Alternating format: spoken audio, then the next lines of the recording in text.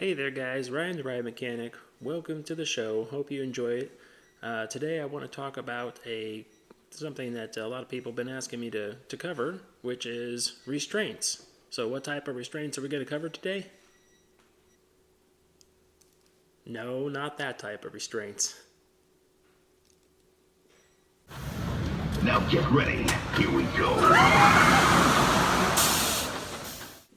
So today I want to talk about some basic restraint systems that some of the most common rides use out there. We're not going to go very deep dive into every single style out there, but there's predominantly two types. There's mechanical, which is pause and locking mechanisms to hold the rider in, and then there is a hydraulic style, which are the kind that typically when you close them, you won't be able to hear them do any ratcheting on the way down. So we're going to spend a little bit of time covering those two topics today. So let's get right into it. First things first, when it comes to restraints, where does the restraint start? A lot of people think it's the piece that comes down over your chest, which is a shoulder restraint, but it actually doesn't start there. It starts with the seat that you sit in on the ride. That's the most important part. That's where we're going to start. So let's take a look at that really quick. This is my roller coaster chair. So I've gone over this before. I got this off one of the rides. Not a big deal, brand new, but they broke an insert on it, so we essentially couldn't use it. So I have it. It's just an office chair for me. No big deal. But anyways, here's what we're going to do. So this is the first part of the restraint. Where you sit and how it holds you is part of the restraint. The purpose of these high sides right here is to keep you in under lateral movement. So these keep your legs in side to side. When the restraint closes down here and the bar comes down close like this center horn helps keep you from sliding out of the front. And then this particular one had seat belts on the side, which we'll go over about seat belts, but most of them are meant to go. Typically a metal piece comes up and sits right here, and it has either the seat belt or the belt receiver on here, which connects the harness in some way, shape, or form. And then you also have a little bit of lateral support here on the sides as well, and this helps center your chest and torso side to side. Okay, so as I'm sitting down, I got my headrest back here. Not that important for most rides, but some necessary. They always say keep your head back because they don't want you doing this. This will cause injuries faster than anything else. So they always want you to keep your head rested against the back. And then down across the side here, let me see if I can do this. Whoop.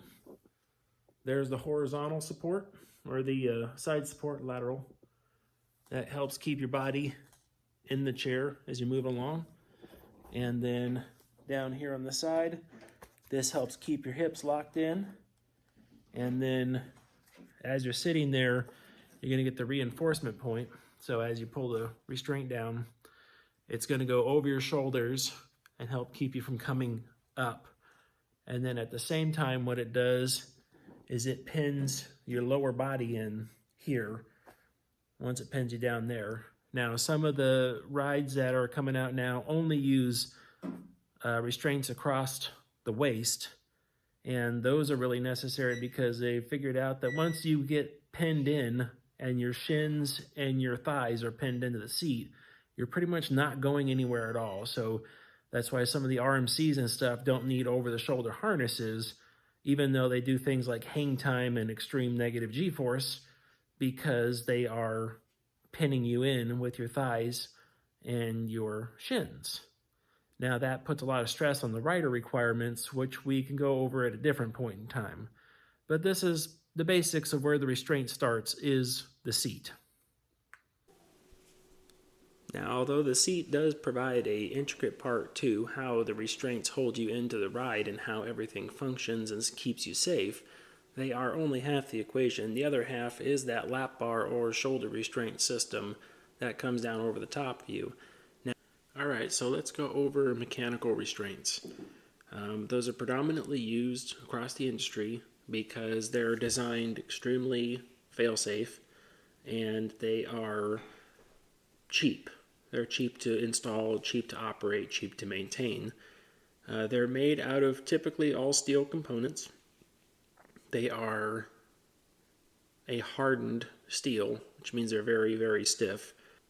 They don't really wear down. They might chip, but they don't really wear like soft metal would.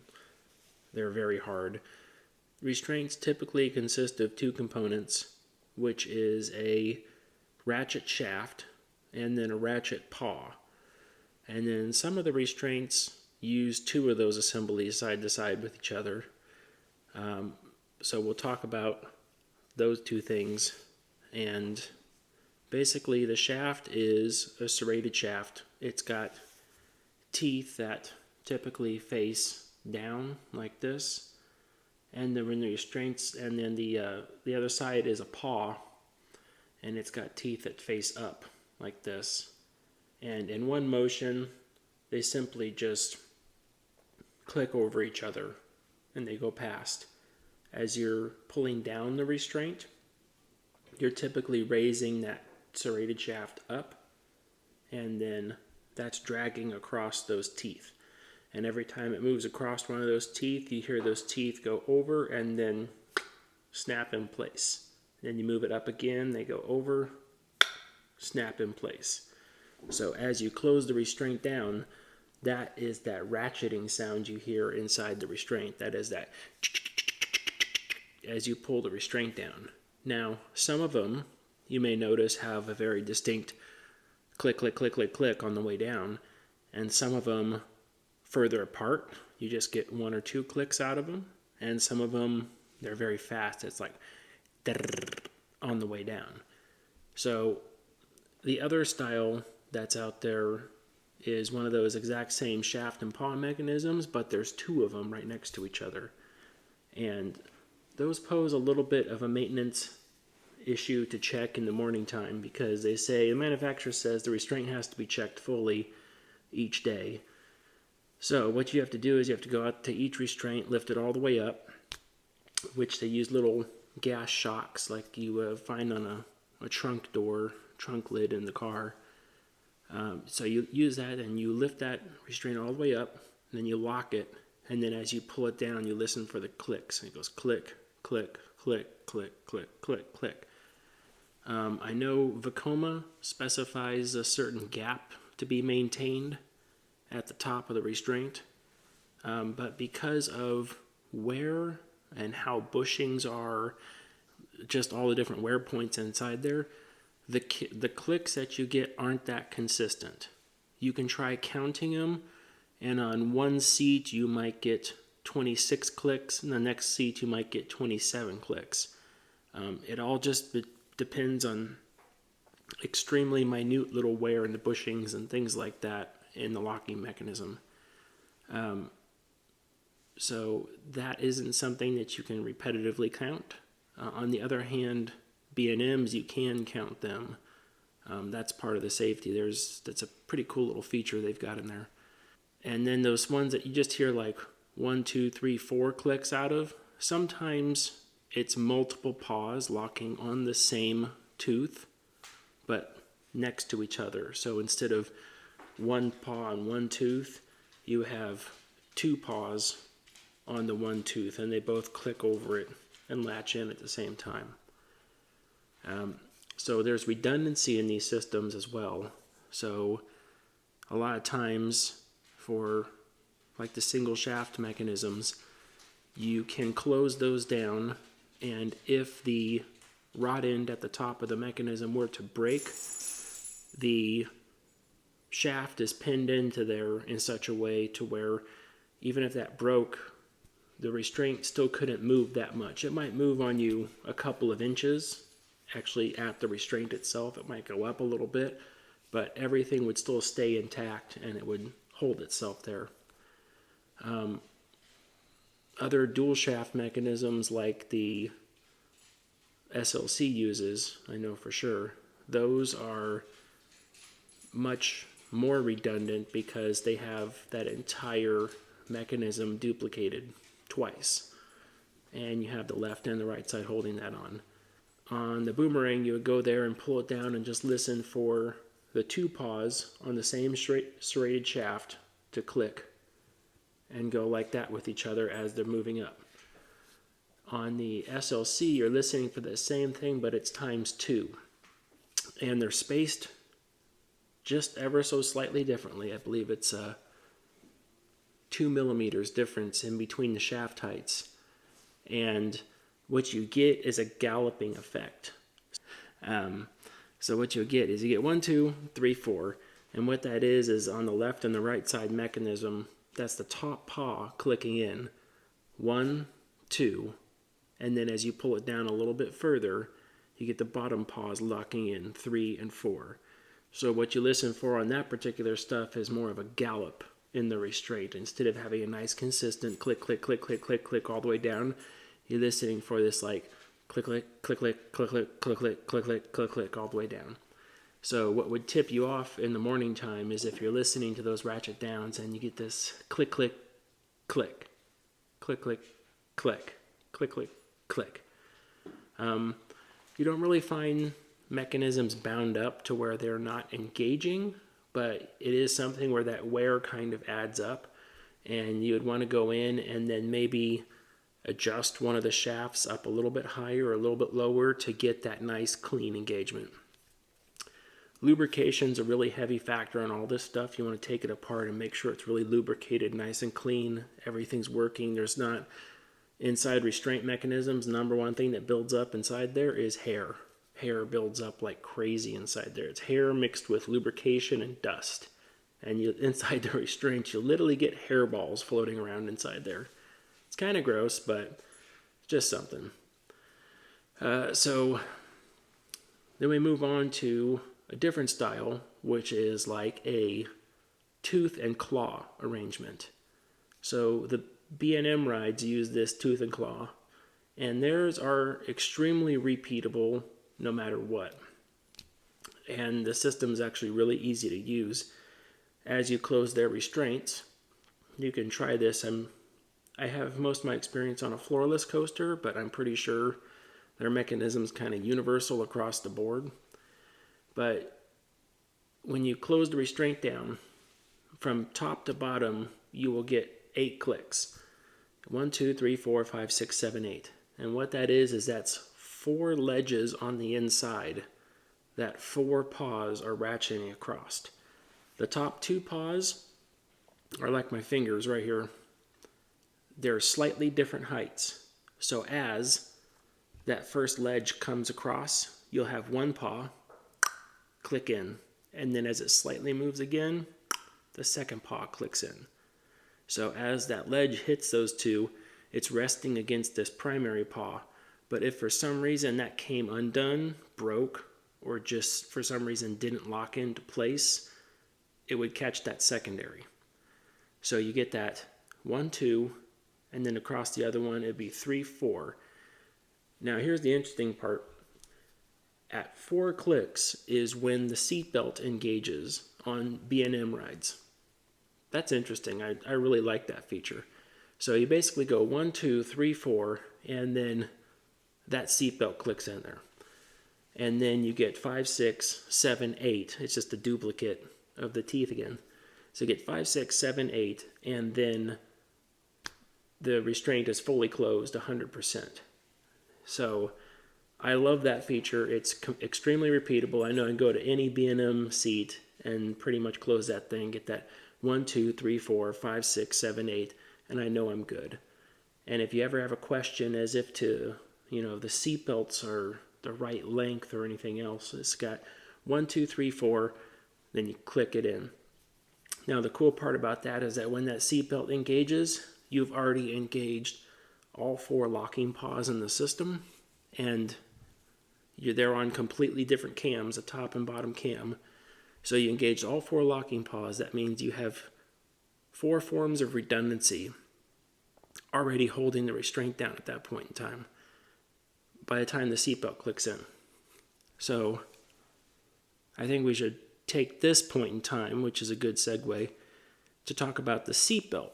Now, people say, there's been lots of videos of people's seatbelts coming undone on the ride, and they freak out because they don't know. People just, they don't know what that seatbelt is. The seatbelt is not a safety device at all. It isn't. It's not like, oh, a backup in case the restraint comes open or anything else. Your seatbelt is actually a gauge.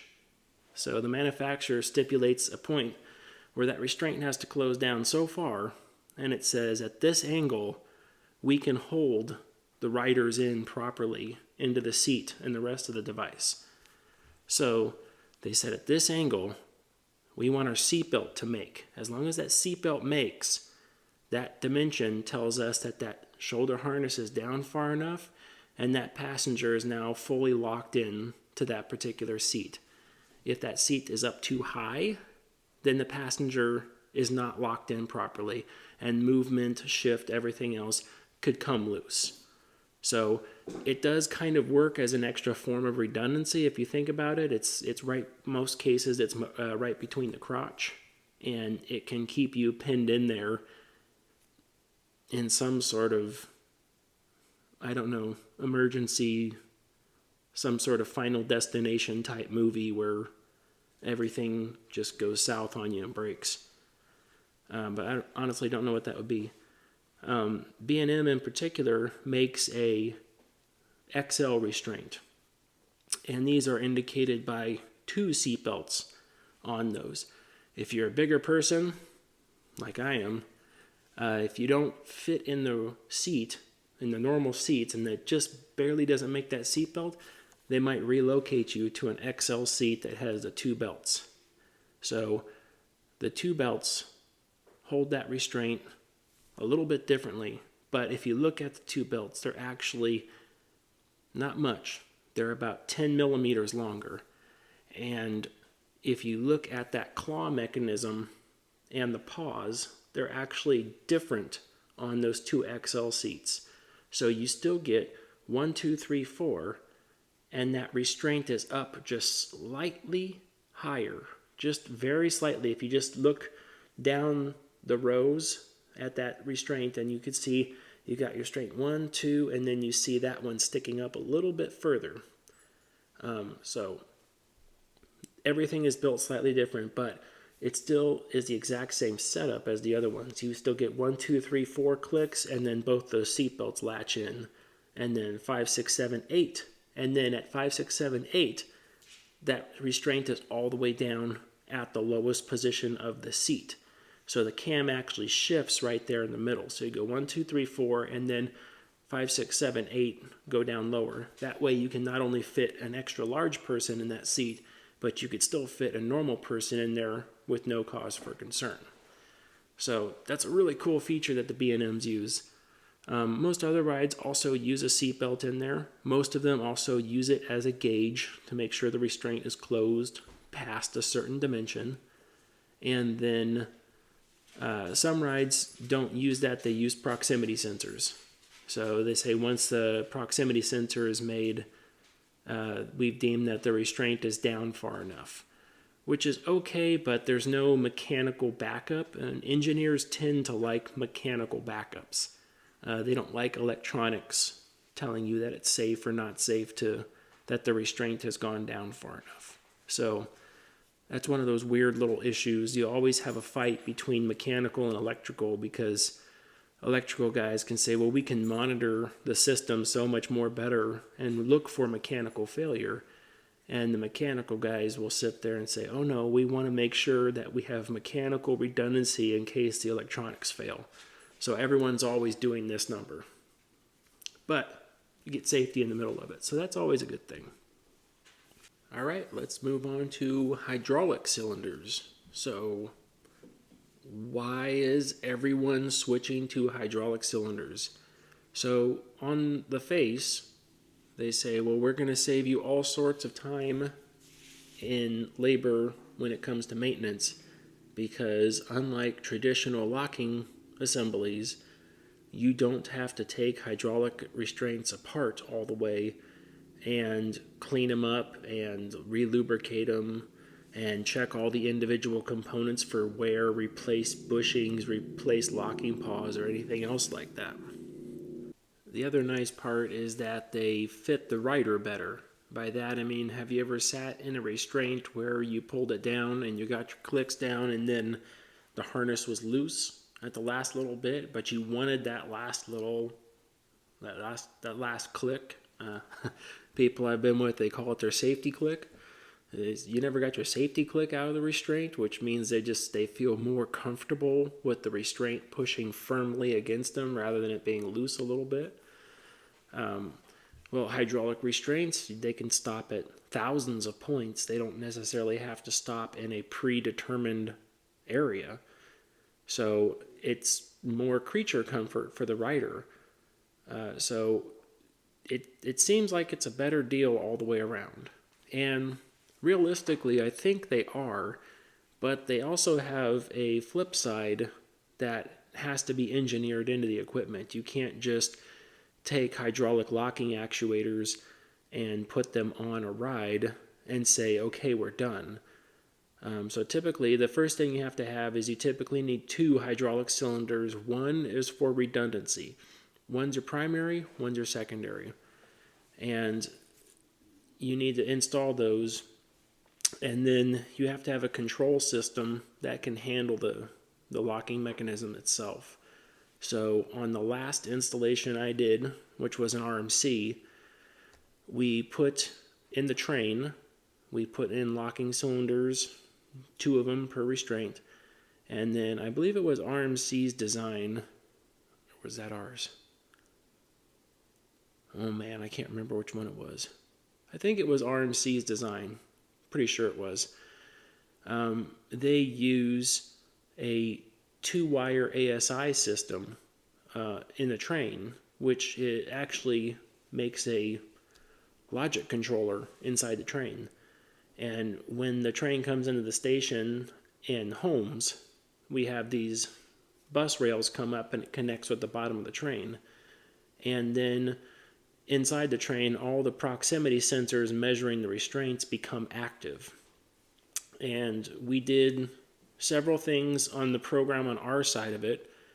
We made sure that every time the train came in, every seat cycled opened and closed. So we knew every single restraint came up, every single restraint went back down. And then in that, on the older rides that used dual cylinders, we had an Intamin that used dual cylinders. Every day you had to come in and hook up a battery box to the train, because that's how those actuators release, with 24 volts DC to the coil. So you put 24 volts to the left coil and tug and pull on the restraint really hard. And then you put 24 volts to the right coil and pull on the restraint really hard. So what you're looking for is that if you energize the left cylinder and the restraint felt spongy, meaning you grabbed a hold of it and you pulled on it really hard and it kind of exaggerated, but it kind of did this motion. It felt spongy. It wasn't solid. A nice tight restraint will feel solid when you pull on it. But if it had give to it, if it was spongy, then there was a problem with that right side cylinder, if you're checking the left side, that is. And you do that times all the restraints throughout during the day. So from that early generation from Intamin, we developed a little bit more safety mindset to it. Not that that was unsafe at all. That was amazing. It was ahead of its time, I think. But we developed just a little bit extra checking to it, and we said, okay, we want more fail-safe redundancy in the system than what we were doing.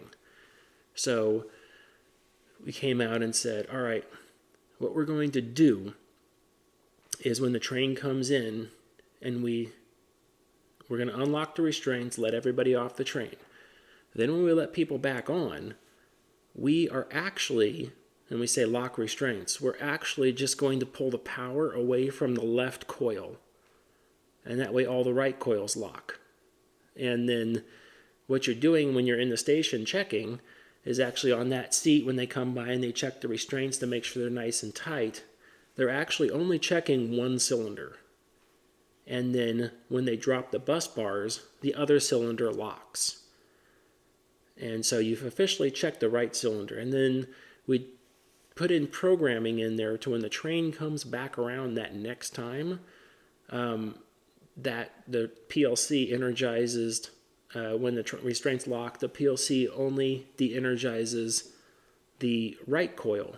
So now you're checking the left side. So every 2 cycles on that train, you've checked both cylinders 100% of the train.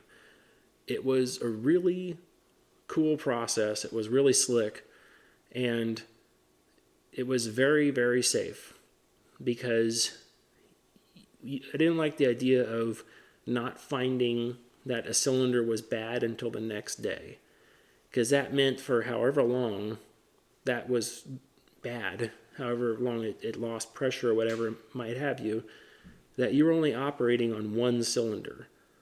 And that was not great. That's not a great idea. Also went above and beyond in that also same respect and put seatbelts in. And those were a safety device.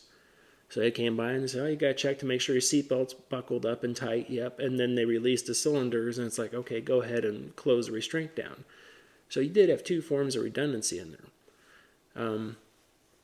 So that was, the gas cylinders are really cool as long as you monitor them and check them properly all the time.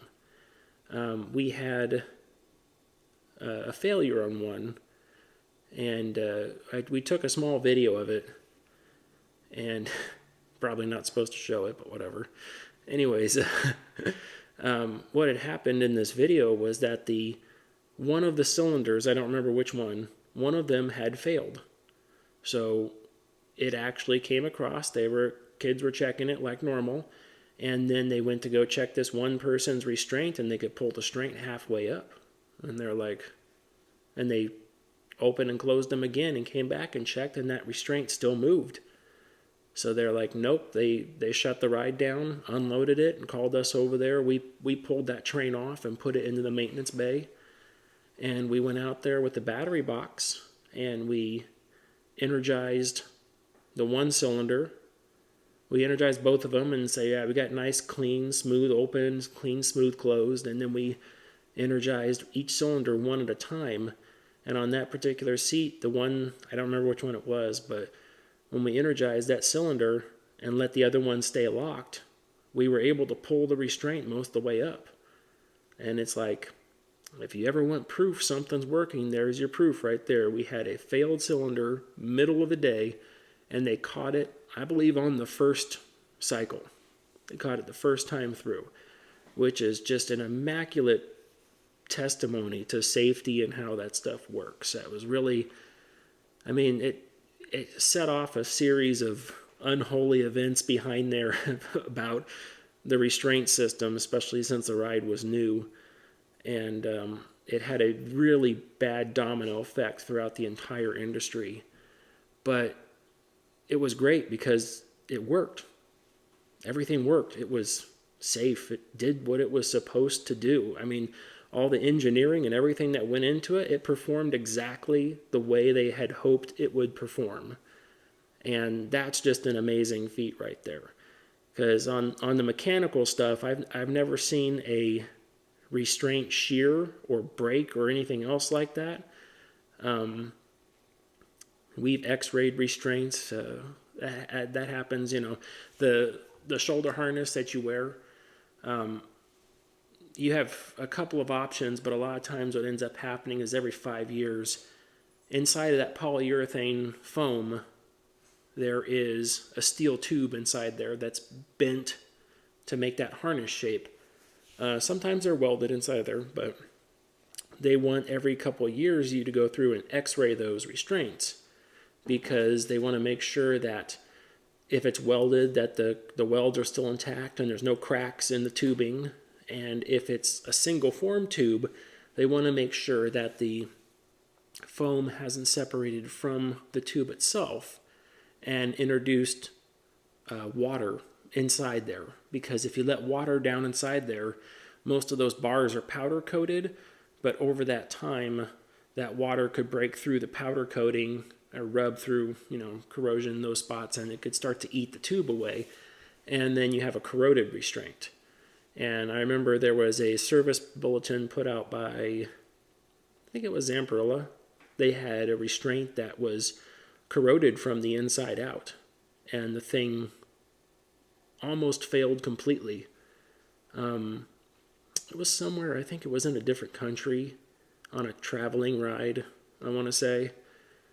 And when you looked at it, it was like, oh man, it didn't look like much inspection was happening to that particular thing, which the manufacturers try their best to control, but they can't control it, which is why they make sure the parks have maintenance protocols in place and testing in place to catch these things.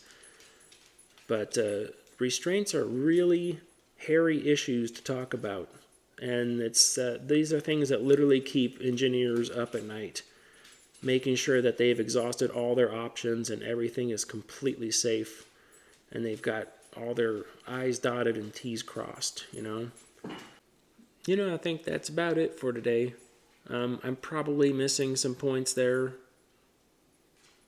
Not sure. If you have something that I didn't cover that you want to talk about, that you want to see more of, let me know in the comments down below. I'll do my best to make videos when I can. And let me know what you think about stuff in general. Again, I'm Ryan the Ride Mechanic. Have a nice day.